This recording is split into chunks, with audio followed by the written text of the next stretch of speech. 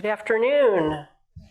I see many people I know. I see some I don't.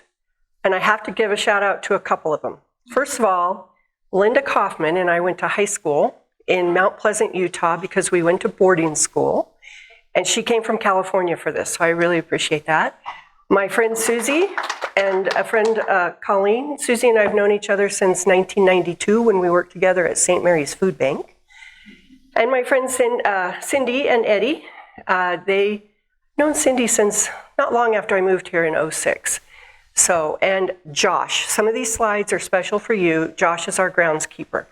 And Bob and I worked together when I worked at Embry-Riddle Aeronautical University. The rest of you, and Paul and Nancy. Paul was our interim director for about a year, so when I first came to Sharlot Hall. So, I'm sure I'm going to get to know many of you more. Thank you all for coming, and here we go. The thing is, I grew up in a family that told a lot of stories, a lot of historical stories, things about our family. I also am the recipient of 4 generations of boxes that I call the time machine that are still in my garage, trying to slowly get through them. But really my talk today, I wouldn't be able to give without the importance of journals, diaries, letters, newspaper accounts, photos, and oral histories or stories told. And so really, that's the message behind this presentation today, is how important that is to share with your families when you can, hold on to those when you can, somehow capture them in ways that they won't deteriorate or disappear or whatever else happens to these things. So it also is a way to verify some things that aren't exactly right in history. I have a book here called By the Banks of Beaver Creek, and it's about Beaver Creek, Arizona, and its history. It was written, I think, in the early 80s, and they used what they had, but it isn't entirely accurate, which I'll point out in the presentation. Sometimes it's those little things like diaries and letters that tell the real full story. Okay. Setting the stage. My family arrived in 1875. What did Yavapai County in Arizona look like at that time? Well, there were probably between 2,000 and 5,000 people in the whole Yavapai County. Yavapai County at that time reached the Utah and New Mexico border. So that wasn't very many people. They probably, didn't know their neighbors real well, although they gathered in communities. Prescott at that time had 676 people. Phoenix had less, at 200. Tucson was the big metropolitan area. Of course, we had Camp Lincoln, Fort Verde at that time, and that was one of the reasons people were coming, because there was some stability there. My family came, the Bristow family, part of my family, came by wagon train in 1875. This is James Clausen Bristow. He's my great-great-grandfather. He was about 40 years old when he came on the wagon train. He knew that the Verde Valley was his destination. He wanted to go there. He had had a neighbor that had been down in the Salt River Valley, the Phoenix area.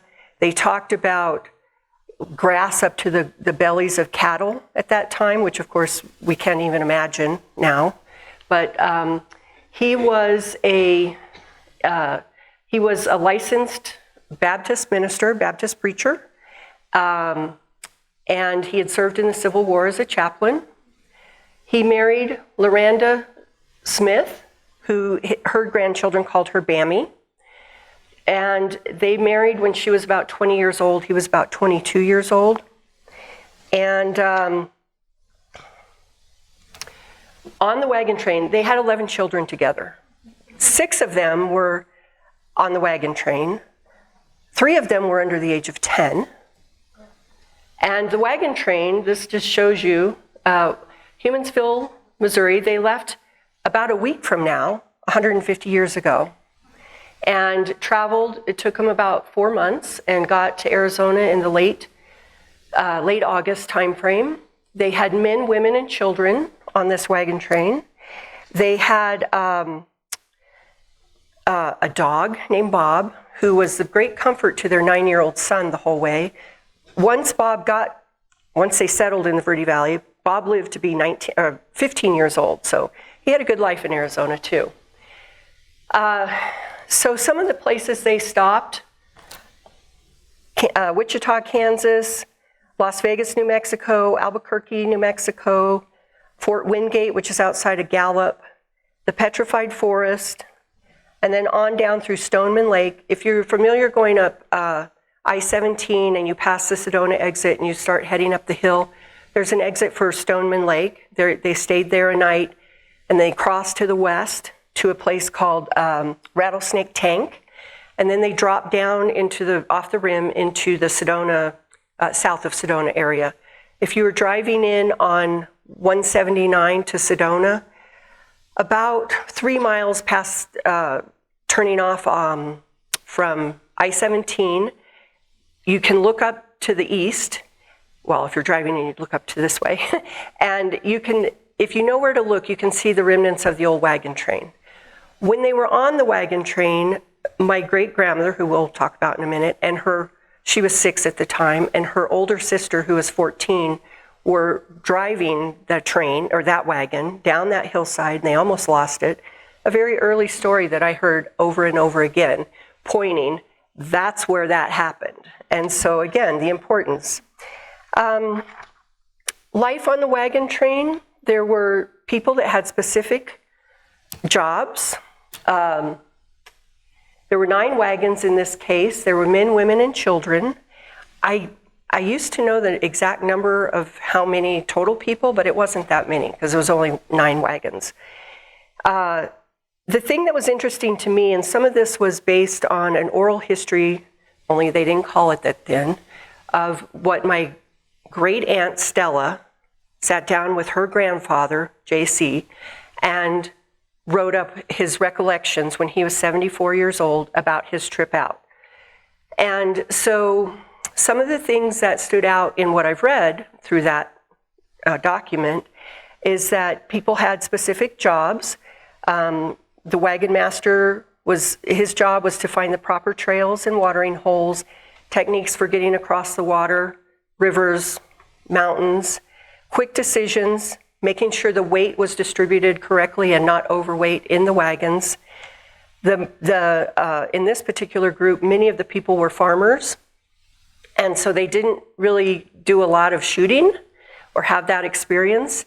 And so the men and older women and the boys, older boys would, I said that wrong. The men and women and the older boys would practice target shooting, and the older girls would load the rifles or load the weapons.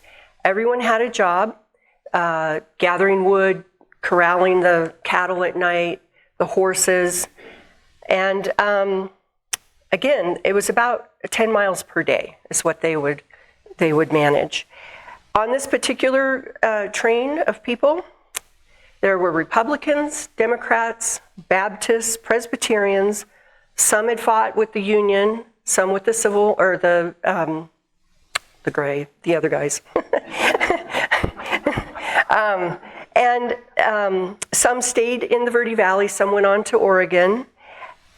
These were some quotes that he gave, and I thought these were kind of interesting. One only believed in religion when he needed it. Some were religious, but not, and were quiet about it. One guy was a coward, one was not. One believed in the sprinkling way of baptism versus the Baptist way, which is the dipping. That's why it was important to settle near a river, the Verde River. But overall, what I got out of reading about their trip out was that there was a sense of community, that they all belonged, that they had their differences, but to get where they wanted to get to and to be in the life they wanted to be in, they had to work together. And they were respectful of that. So, the Bristows arrive in the Verde Valley in August of 1875. Again, J.C., this is an older picture of him. This was probably around 1920 when he preached the last sermon at the Old Tree Meeting. When they first arrived, not long after, on October 3rd, 1875, he gathered his neighbors, some soldiers, some Native Americans, and they had the first Baptist sermon in the territory of Arizona. Some recognize that and some don't because of his, he was licensed, but he wasn't whatever the bigger, I don't know if it's ordained or what in that capacity. But for years, they would hold this sermon, and this was a gigantic cottonwood tree down at the river. And every year it would be held there, and it was called the Old Tree Meeting. It later evolved into more of a pioneer picnic. And I know I was there on the 100th anniversary in 1975. They had a big thing then. So the other thing that he was, that he helped, he was a leader in the community, and he was a farmer. He supplied hay to the fort, but he also established the Middle Verde Cemetery. The Middle Verde Cemetery is if you are headed through the Verde Valley on I-17, and there's the Cottonwood Camp Verde exit. Well, first there's the General Crook exit, then the next one, then Middle Verde Cemetery. You can go right to the casino, or you can go left to the cemetery. It's about 5 miles down the road. And he established that, or helped establish it, because his grandchild was one of the first to die in January of 1876 after they had arrived. Now his wife, Bammy, she was someone who was very loving. She had 11 children. They had a daughter that died before they left Missouri. They had a son who died near the Petrified Forest on the way out. And JC's only reference to that was that Mama is sick in the wagon. But we know that, you know, she probably had a very rough trip. Then 2 boys were born after they arrived. Their 6th daughter is my great-grandmother. This is Annie Tabitha Bristow. She was 6 years old, I guess, about 6 years old when she came out on the wagon train. She was one of the 3 under 10. And she was quite a handful, from what I understand. So we say here that she married W.A. Jordan in 1889, and she's the mother of 9 children. The other interesting thing about her was that she had sole and separate property, and I'll talk about that in a little bit, because that was pretty unusual for those times. She was a handful, her father would say. She was the wild child. She was the preacher's daughter that was, you know, wild. So W.A. Jordan is my great-grandfather, and he came in 1880 by way of train. And he came from Maine, and his ancestry dates back to 1640s in the Cape Elizabeth, Maine area. But his trip was much faster because he came by, oops. Oh yeah, okay, that's him. I'll get to his trip in a second. He was a farmer, an orchardist. He too was a leader. He was a horseshoe champion, tournament champion. And he was 21 years old when he left Maine for Arizona. He came by immigrant train, and it only took him a month and a day. So when he was a teenager, his mother passed away, and his father remarried, and he and the stepmom did not get along. They, as soon as he could, he's like, I'm out, I'm leaving. So he left Maine in November because he arrived here in December. So that would be quite a cold and long trip, in my opinion, but better on a train than in a wagon. He crossed with his friend Ruth Kinsman, and they crossed the northern states and then down through California, through Yuma, up to Maricopa, and then by freight wagon to Prescott. Wait, freight wagon by Prescott? Anyway, and then another wagon over to the Verde Valley. The interesting thing is his family was very worried about him, both the families, the Kinsmans and the Jordans, and they sewed their clothes full of money pockets so that you couldn't find the money. Well, outside of Cheyenne, Wyoming, the train was robbed. These two were asleep in the berth up high. The robbers never found them, but if they had, they wouldn't have found the money anyway because it was so sewn into their clothing. At different stops, they would stop and get off the train and get food and baskets and so forth, and that's how they came across. So this is when W.A. or Willie, or his name was Will Albion Jordan, but he went by W.A. a lot. When he arrived, he first farmed next to the Bristow farm in Middle Verde, but later he moved up to the Clarkdale area, which was called Upper Verde. Clarkdale did not exist yet. How many of you have been on the Clarkdale Railway? Okay, you know when you leave the station and you go through the black slag dump? This is where that slag dump is. It covers all of what was their farm. This is their home. There was a home here on the side. The railway comes along here, along the base and the river. The river now flows, it was here, it now flows along here, along the hillside. Will was known as a kind and gentle man. He was a very wonderful musician. He played a lot around the Verde Valley at dances and so on. And remember, Annie was a Baptist, and Baptists don't dance, or at least they didn't then. But she was also the wild child, so she would leave, sneak out, and go to these dances, and that's where they met.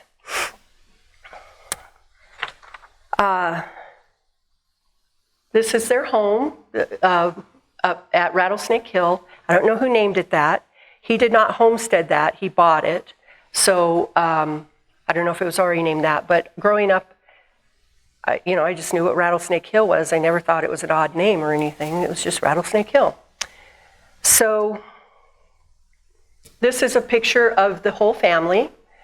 This is my grandfather and Annie and Will. And we're going to talk about Edgar in a while, and we're going to talk about Stella in a while.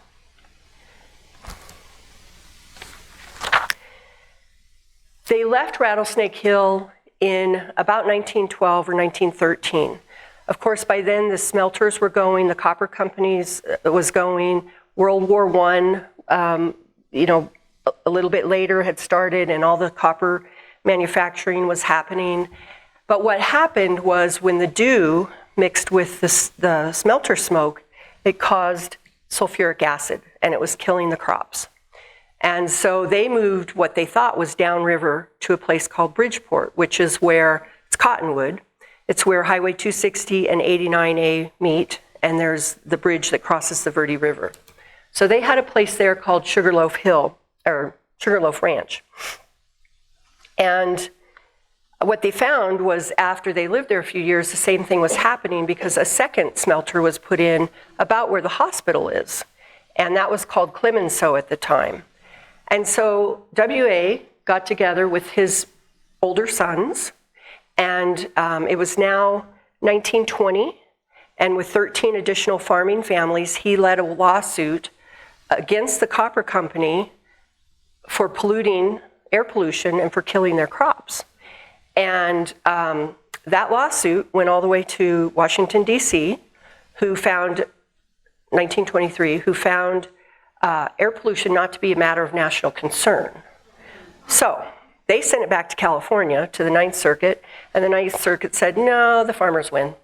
And so W.A. and his three sons, two of his sons, including my grandfather, Walter, and his brother, George, the next brother down, the three of them went to Sedona and bought property there. Everybody told them, you're crazy. That place is not worth a dime. Why would you ever go to Sedona? Nobody would ever want to live in that hard red rock country. You guys are crazy. So W.A.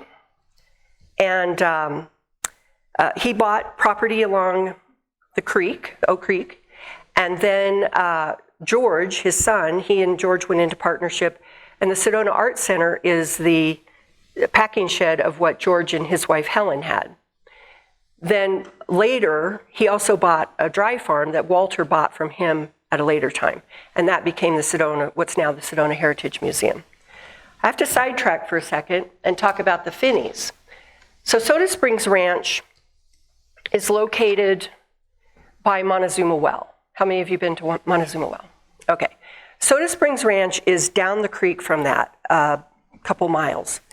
It was bought by, well, it wasn't bought, he quit claim deeded, however you would say that, the ranch in the 1800s, 1883, a man named Robert Finney, and started farming there. Soda Springs has, I don't know much about it, but it's a salt water, so it has a floating, therapeutic aspect to it. So this is Robert Finney. He later married Flora Mae Weatherford. The Weatherfords, if you know anything about Flagstaff, the Weatherford Hotel, she was one of them, one of their descendants, one of their children. She was a teacher, and she had been the teacher down in the Verde near Soda Springs or the Beaver Creek area. And so they married, and they had 2 children. They had Robert Finney, and you'll know he died very young. You'll recognize that. He was going to be an important person in the Verde Valley. He was involved with the Chamber of Commerce over there. He was a Republican for the state legislature, a candidate, and a really solid cattleman. And we'll find here in a minute that the whole Soda Springs area, Beaver Creek area, became a destination for dude ranching and the dude ranch guests that would come out. His sister is Virginia Finney, and she married, what's his name? Romaine Loudermilk, who was known as the kind of the father of dude ranching in Arizona in the Wickenburg area. Well, they got married because they met at the Arizona Biltmore, and when that happened, they moved to the Rimrock area and started Rimrock Guest Ranch or Dude Ranch, and she and he ran that. Well, she had also gone to Tempe Normal School, which is ASU. We'll get to that in a minute. So from Kentucky, the Wolf family came. Now the Wolfs, Franklin and Fanny, were born in Crittenton County, Kentucky, and they had 3 children, Jesse, Lena, and Ruth. And they moved to Arizona in 1912. I believe it was after statehood, but we can't determine how they arrived, and we can't determine when they arrived. But their youngest child, Ruth, is my grandmother. And so from when she was a little girl, she wanted to, excuse me, she wanted to be a school teacher in a one-room schoolhouse. She wanted to ride horseback. She'd never done that, but that was her goal.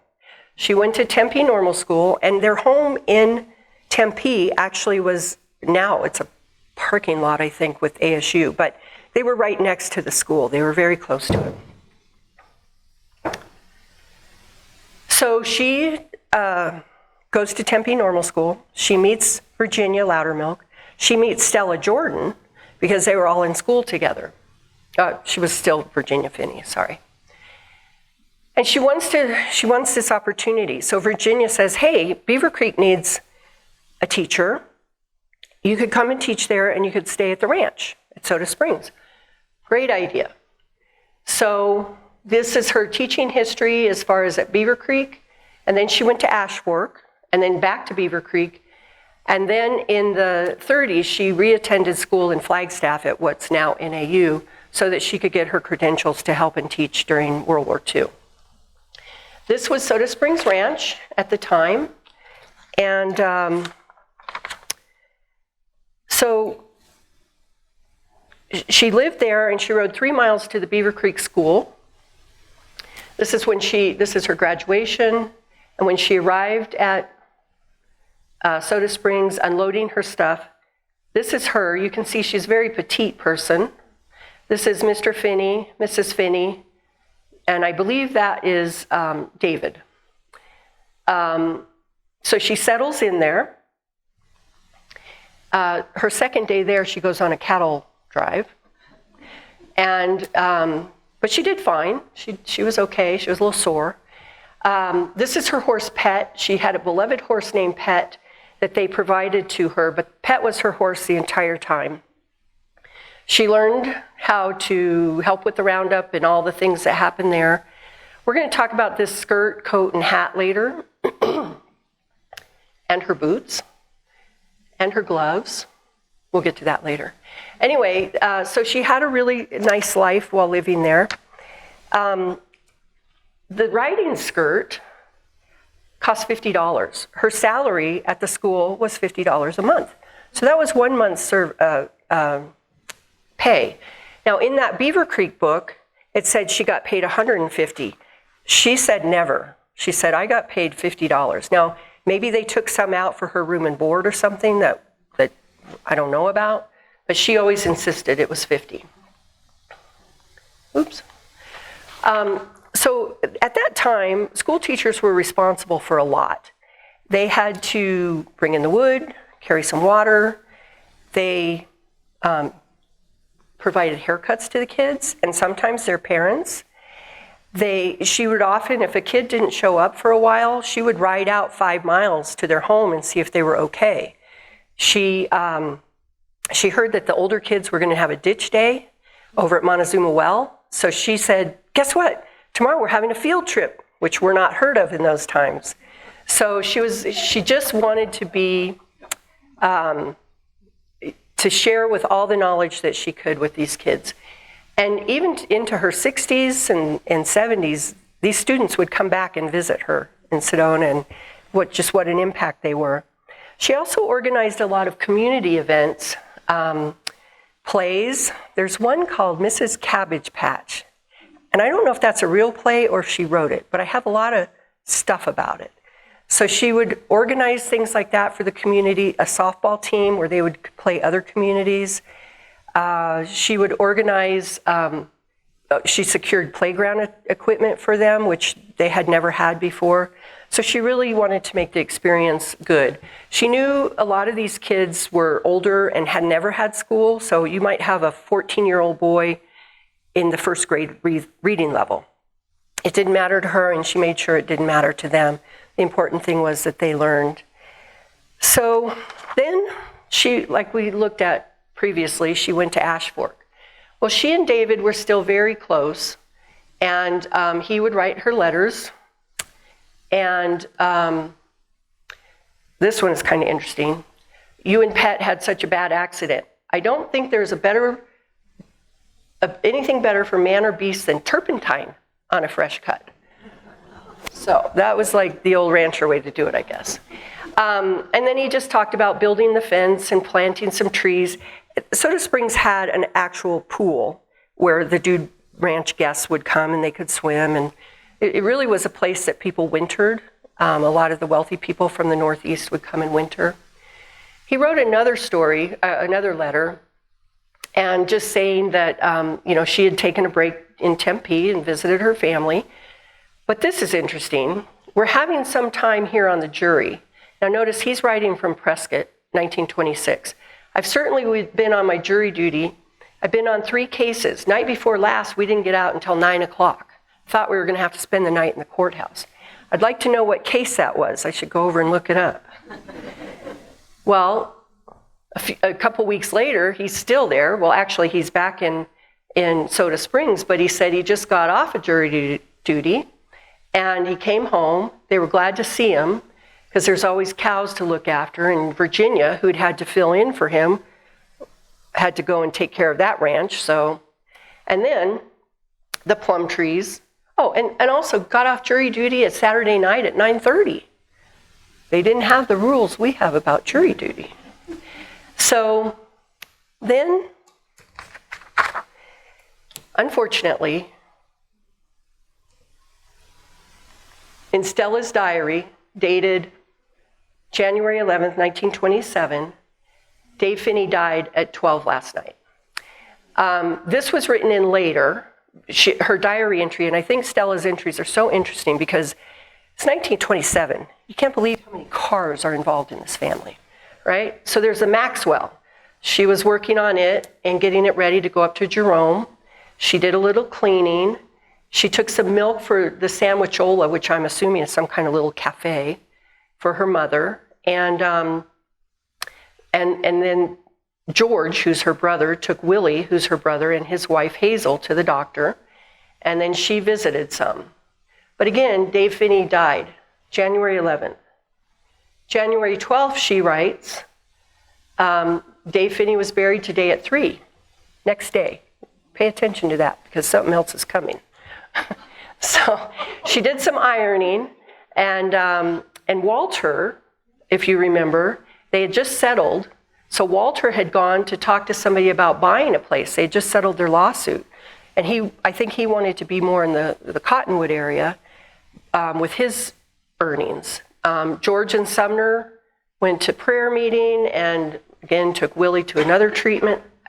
I don't know what the treatments were, except that I know Willie and Chester were both in World War I and suffered greatly with the gassing. So it might have had to do with that.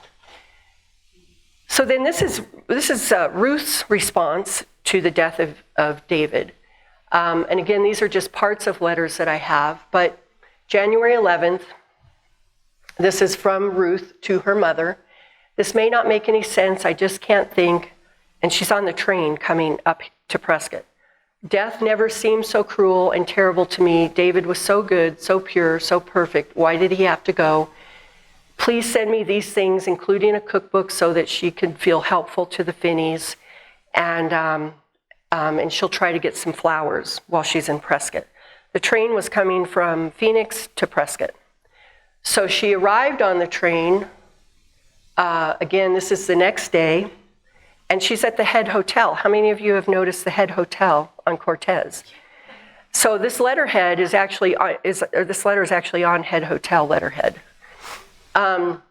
What an endless night. We arrived at 11:25. Comfortable room. Saw snow coming up, but the room was heated, and the stage doesn't leave until 9.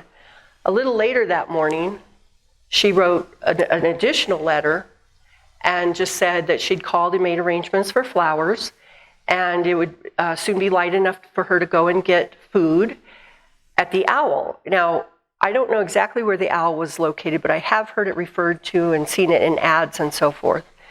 But it was a restaurant, and again, the first time I was ever there, David took me. The first time I was in Prescott, David was with me. Oh, surely he can't be taken away. How I wish I might awake and find this to be a horrible dream. So then, we'll leave you hanging there. So, 2 Ruths. So we know, and actually there's like 4 Ruths in this story, but we'll start with, so you met one Ruth. We know that by the Beaver Creek book that Ruth Wolf was in Beaver Creek teaching. In the Beaver Creek book, there's a second Ruth in the same time period named Ruth Bull. And then there's no reference, it implies in the book that Ruth Bull was there through 1929. But because I have a letter that says different, we know history books aren't always right. So Ruth Bull is writing to Ruth Wolf, who they refer to as Ruthie. And apparently this is right after David had died, and Ruth was inquiring about going back and teaching in Beaver Creek so that she could help with the Finneys. And so Ruth Bull says, there's no need for you to apologize to me for your letter. I'm not offended, but I want you to know I have no intention of going back and teaching at Beaver Creek. I'm planning to be married in December, and I would not want to leave a rural school in the middle of the year. But I do want their recommendation, because that is something that's good anyway. So for her to get a different job down in the Phoenix area, so that it wouldn't matter. In a bigger city, it doesn't matter if you leave a rural or leave the school, because there's plenty of other teachers to step in. In the Beaver Creek school, there was one teacher, and she didn't want to leave the community stranded. So in this letter, she encourages Ruth, my grandmother, to go ahead and apply and to be the teacher there. Everyone likes you. You're well known. You love to ride horses. That really wasn't her thing so much. And, you'd be such help to the Finneys. So I hope that you will, accept the job and that I have no interest in it. Then she goes on to talk about, this was kind of interesting. Oh yes, another accident. Little Walter Gilson fell off a bank about 16 feet and a rock rolled down. He was unconscious for several hours. They think his skull might be fractured, but he can eat and drink, or he can eat and talk. So it's just kind of interesting. Oh, and this one, Elvin happened to some kind of an accident just today. I did not get any details, only he was hurt about the eye. They took him. I surely hope it's nothing serious. And they've had enough trouble in that family. So anyway, that's my point about not always, history books not always being accurate. It's really important to have all these other bits of pieces that help. So meanwhile, another broken heart. Because now Ruth's heart is broken, right? So Edgar, who was only 18 years old, a very talented musician, was killed in a car accident. So back in that time, if you were driving from to California through Yuma, they had a wooden plank road down across the dunes. And they had a flat tire and were driving into the sun, and they were changing the tire, he and his brother, and someone hit and killed him. So, spoiler alert, that was the spoiler alert. Okay, so Stella, once again, on November 17th, she talks about Sumner went to Sedona, so Sumner went to Sedona with her brother George to help gather a load. Now remember, the father and George had settled into Sedona for farming. Pauline, Daryl, Chester, and Edgar left this morning in their Hudson for California, and the smoke has been terrible with all the afternoon. How we miss the folks, especially Daryl. Well, on the 18th, Alice, her sister Alice, and her husband Bill, and Frank came in, and they went to the doctor and did some washing and things like that. Walter came in to get some tractor wheels. And then this was added later. Edgar was killed by a speeding auto a few miles out of Yuma about dark. Little Daryl and Chester were hurt some too. Okay, for those of you who can count, that's the 18th count. On the 19th, George told me the sad news of Edgar's death early this morning. We tried to keep it from Mama, but she knew something was wrong and began to question me. Oh, how sad it is to have to break the news. And then lots of relatives, Aunt T.D., Uncle John, Aunt Callista, Cousin John Ralston, came to visit and comfort their mother particularly. Then Mr. Smith and Walter in Mr. Smith's car, Sumner and Bill in Sumner's car went to Prescott to get their brother Chester, his wife Pauline, their son Daryl, their brother Willie, his wife Hazel, their sister Mary, her daughter Jean, and Edgar's body. Again, a lot of people visiting, lots of flowers coming. It was hard to see Edgar brought home as a corpse, but he looked so peaceful. And this is a family that his body was laid out on their dining room table for a number of days. This was an oral history that my grandfather gave to his daughter, my aunt, and he talks about it being one of the hardest days to ever meet that train. And I can tell you, even as a child, I knew he would not drive down Sheldon Street if he came to Prescott, if he could help it. He would go around it because that's where the train station was.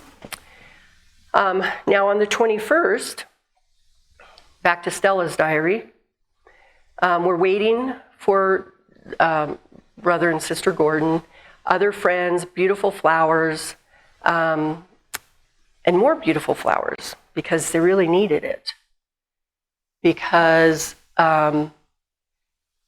finally, on the 22nd, Mr. and Mrs. McMillan came in the Nash hearse for Edgar's body.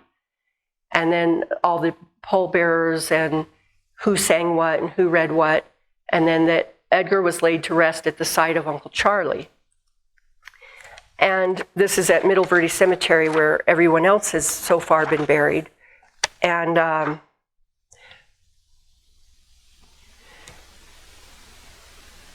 this is a few days later, and again, things have settled down. They've buried Edgar. The family is going back to California, those who lived there, and so on.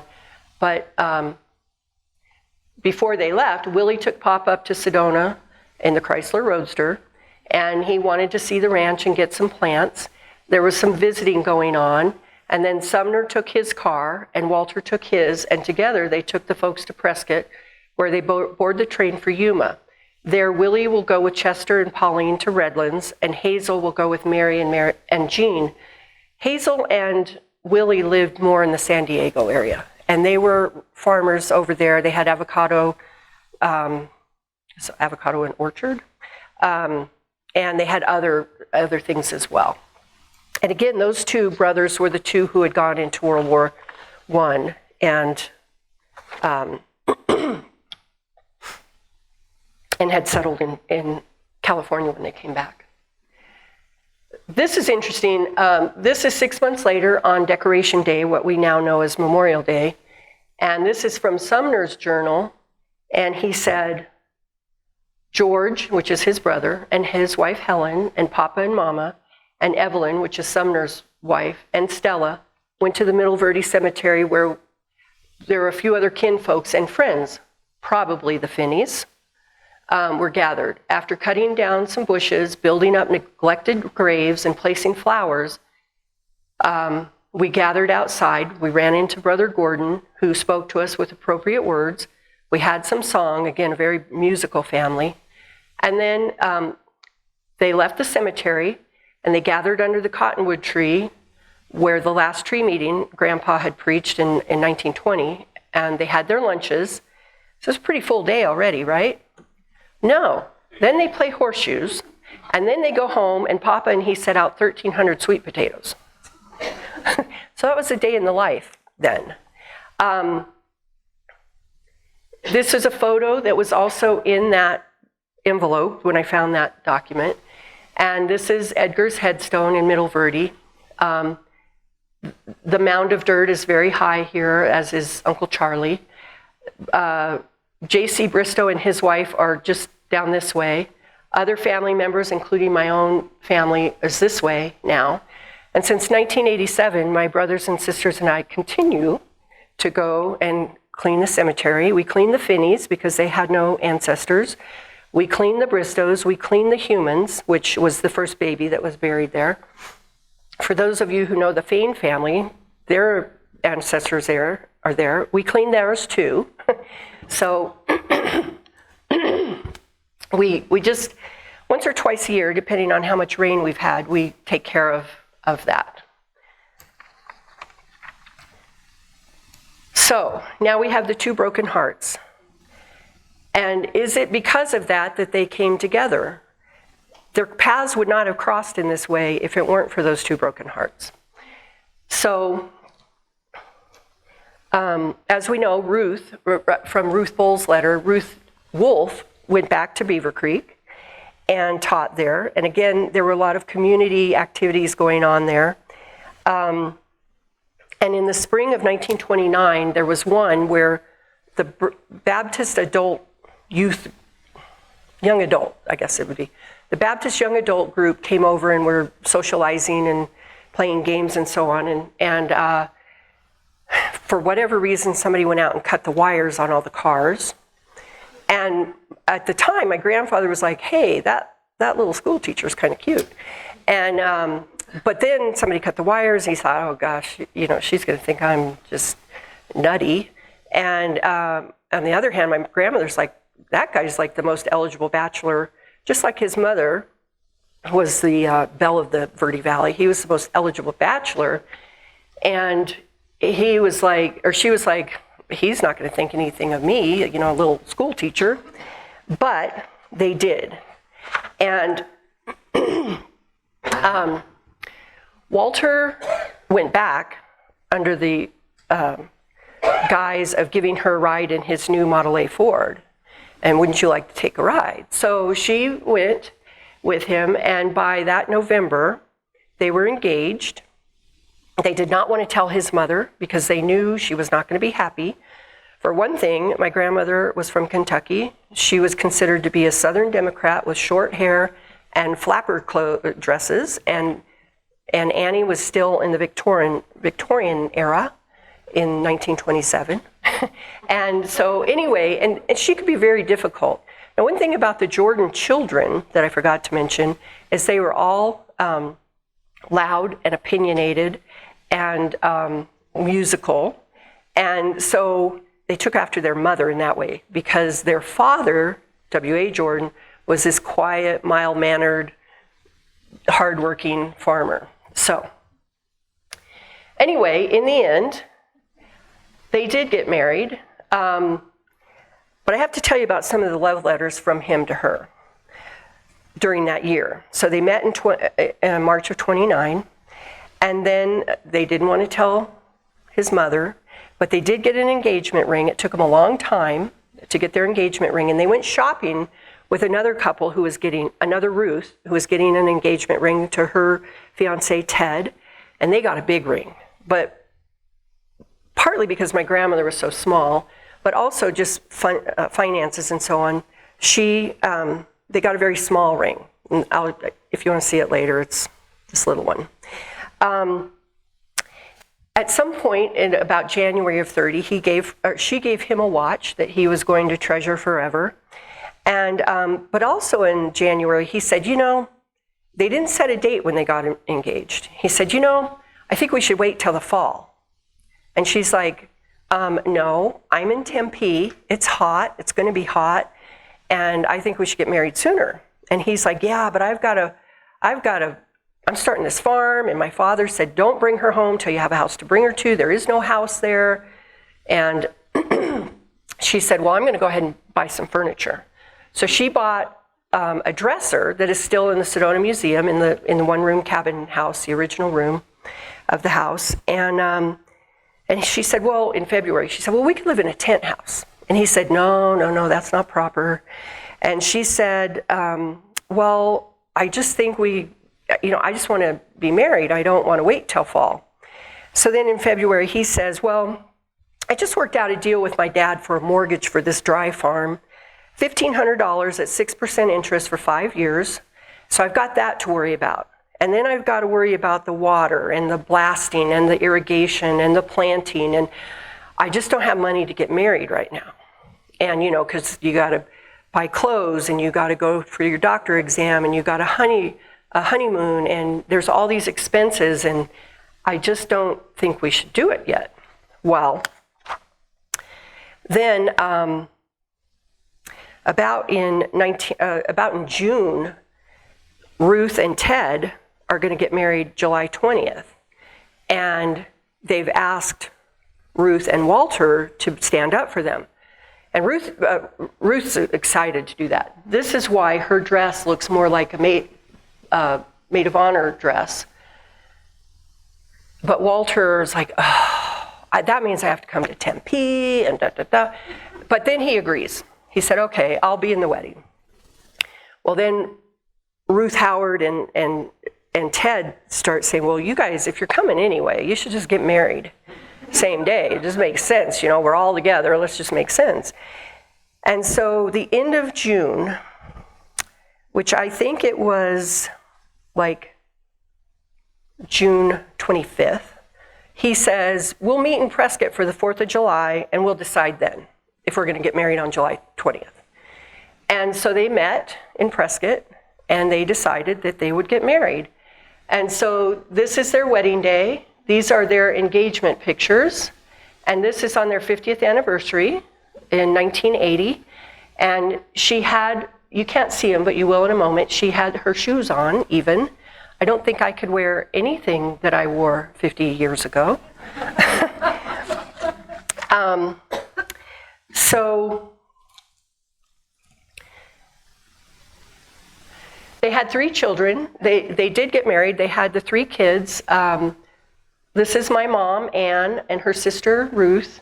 or Ruthie, we call her Ruthie, and their brother Sonny, or Walter Jr. They married in 1930, 5 a.m. because of the heat in Tempe. They, on that day, after the wedding, they drove to Bridgeport to visit with the family, especially his mother, calm her down. And then they drove to the Grand Canyon and spent one night at El Tovar, and that was their honeymoon, period. They came back and they started the farm. They did live with Helen and George for the first year, and then by 1931 they had built the one-room cabin. If you visit, how many of you have been to the Sedona Heritage Museum? Okay, so the one-room cabin was the original size, or the original house. It was, I think, 14 by 20 feet, something like that. All 3 kids and the 2 adults lived in that for 5 years. Actually, not 5, because she was born in 33, so like 3 years. Hold on. Excuse me.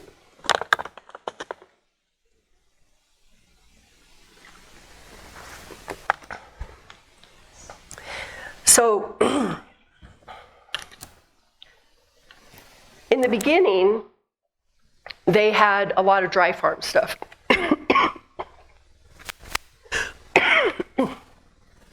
This is a crop of carrots. This is Ruth's mother, Fanny, and the 2 girls, and Sonny. And that's how they got their money in the beginning. This is an aerial of Sedona. So Walter's property, Walter and Ruth, in the beginning was this. And then in 1937, they added 55 acres over here. So what I talked about, the $1,500, that was all of this.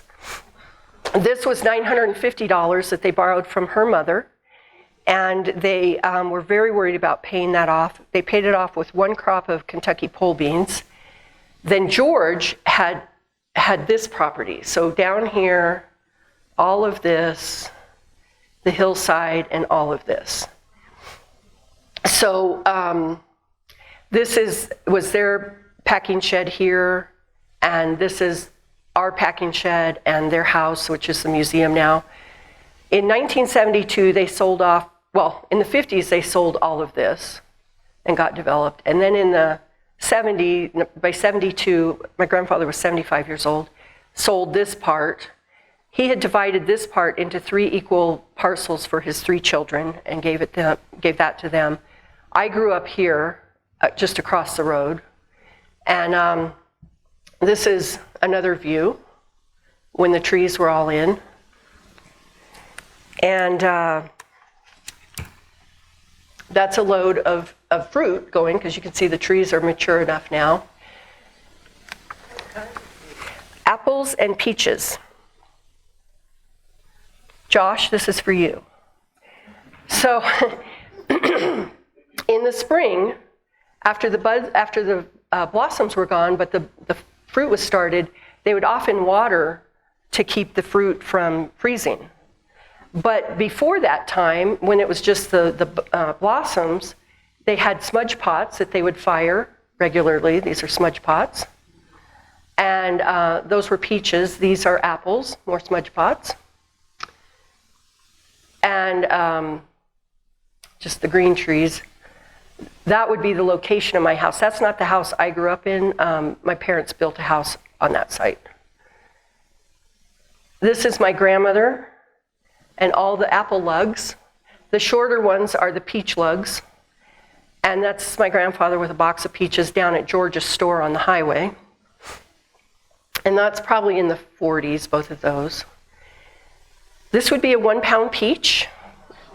And this you can't tell, but this is the Model A that was converted with a giant flatbed that he would drive through the orchards. But you can see here, there's 1, 2, 3, 1, 2, 3 across, 1, 2, 3 across, and 3 deep all the way around. That's a lot of peaches. And that's me with a 1-pound peach. And so I told you about my grandmother and her riding clothes. We were allowed to play with everything. So that's me. in her riding skirt and her boots and her coat and her hat. And that's my brother pulling off the boot to wear himself and, laying in the ground, whatever. This is the riding suit. When my mom passed away in 2010, we got a lot of clothes, along with all the boxes that are in my garage.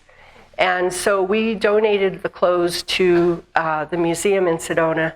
And in 2012, 2013, there was an exhibit that was we put on there. And it included all of her riding clothes, her boots, her spurs, her quirk, gloves, cuffs. This is all available on the Arizona Memory Project now, as long as it's up and going. That you can see these among other items that we put on exhibit. This is her wedding dress and her shoes. The Tempe Historical Society actually owns those now. We passed those on to them because she was married there. And I think that's my grandparents. This was in the Arizona Highways magazine. Those are tomatoes. This was after they had sold out, and this was 1987. This was published a month before he passed away in April. I think that picture was probably taken in the fall, but that's in front of the house, and he was almost 90, and she was mid-80s at that point, 85. And that's the story. So there's a lot of other things. Their story continues, obviously, after they settled on the farm. My grandfather, during World War II, was contracted to supply, I don't know if it was apples and peaches or just one, to the war effort. And so for 7 days straight, he took fruit to Phoenix. But that's not like what you think of right now. They had to drive from Sedona up through Jerome with a full truck that he way overloaded every time. And he had a helper that would ride on the truck and push people off who would try to jump on the truck to steal the fruit.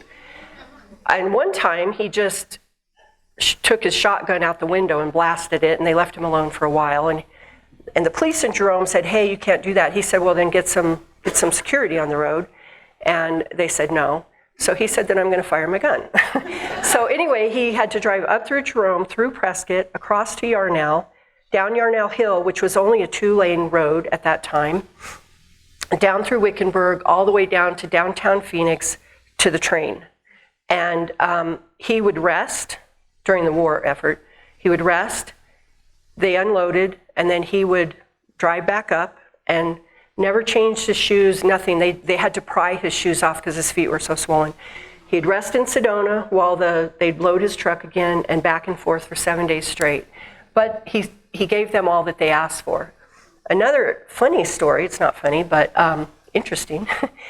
Going down Yarnell Hill, he would always stop at the top at a coffee shop. And I think it's the one that's still there on the left-hand side right before you start down. Because they've got a lot of old pictures and things in there. That's why I think it's that one. And he would get a cup of coffee there to take a break.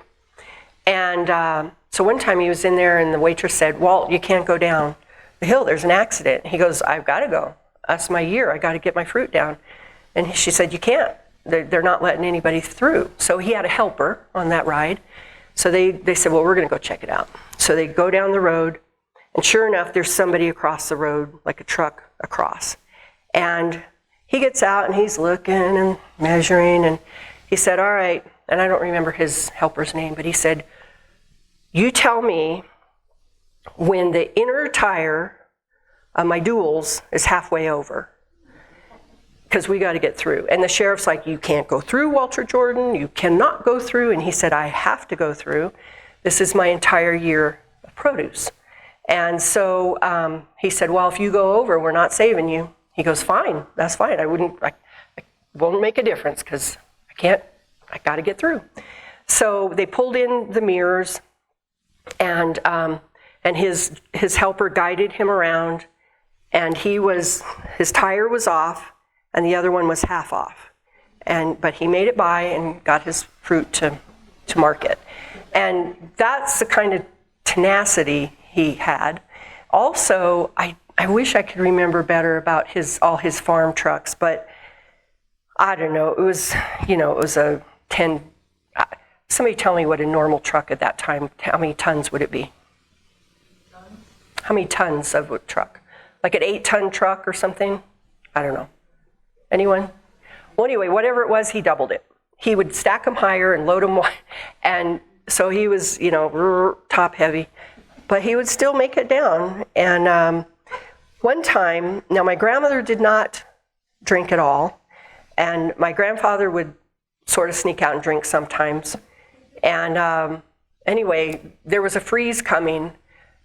She was checking the monitors that they had in place, and she knew it was going to freeze. So, well, actually, he wasn't drinking. He told her, he said, go down to the Oak Creek Tavern and get all the men you can. So she comes in her bathrobe and all loaded up with her, warm clothes and stuff on top. She goes, Walter needs you, Walter needs you. And they all left and went and helped him fire the smudge pots. So they were leaders in their communities, all of them, the Bristows, the Jordans, this generation of Jordans. And they were respected people. They were employers for all the people during the Depression. They kept people employed. And they just shared what they had. They shared their produce, their fruits, and everything else. Thank you.